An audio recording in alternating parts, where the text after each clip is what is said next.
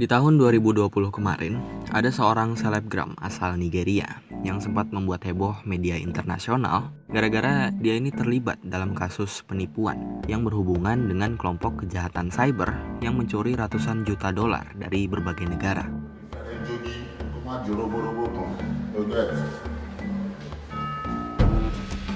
Namanya adalah Ramon Abbas atau lebih dikenal dengan sebutan Haspapi.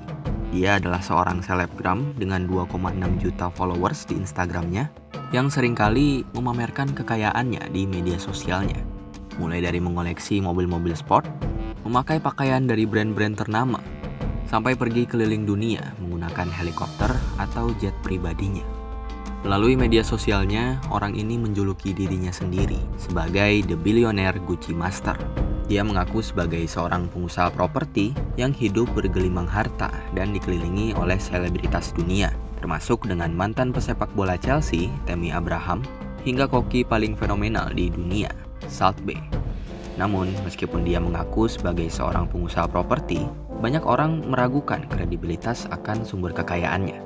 Orang-orang pada curiga bahwa sebenarnya Abbas ini adalah seorang scammer, penipu di dunia cyber, sebuah profesi kriminal yang seringkali dikait-kaitkan dengan orang-orang Nigeria.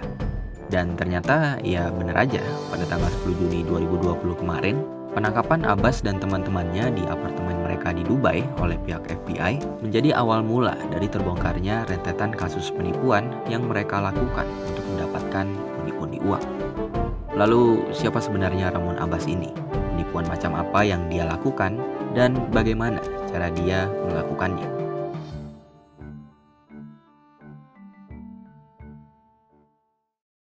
Abbas dan kelompoknya pada dasarnya melakukan aksi kriminal mereka dengan menggunakan skema BEC, Business Email Compromise.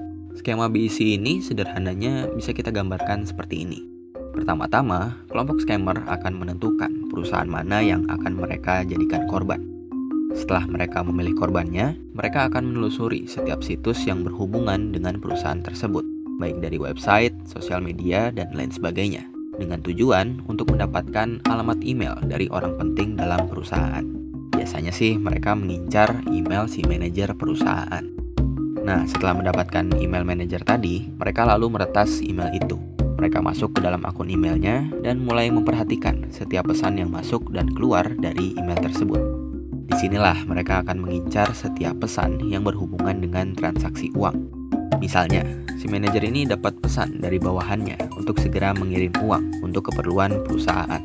Scammer yang melihat pesan ini kemudian akan membuat email baru dengan nama yang sangat mirip dengan si bawahan manajer. Lalu, dia akan mengirim pesan ke manajer tadi bahwa nomor rekening yang sebelumnya ia kirim itu adalah nomor yang salah. Kemudian, si scammer akan memberikan nomor rekening miliknya sendiri.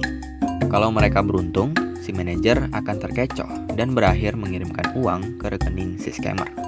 Dan ya, begitulah cara Abbas dan kelompoknya mendapatkan uang. Dengan skema ini, mereka berhasil meraup ratusan juta dolar dari berbagai perusahaan di seluruh dunia, termasuk mencuri 40 juta dolar dari firma hukum di Amerika, 14,7 juta dolar dari sebuah bank di Malta, hingga berencana untuk mencuri 124 juta dolar dari salah satu klub sepak bola di Liga Inggris.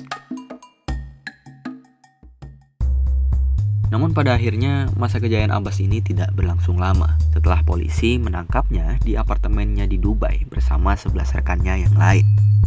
Dalam penangkapan itu, polisi kemudian menyita sejumlah uang tunai sebesar 40 juta dolar, 13 mobil mewah, 21 laptop, 47 smartphone, 5 hard drive eksternal, dan 800.000 email calon korban.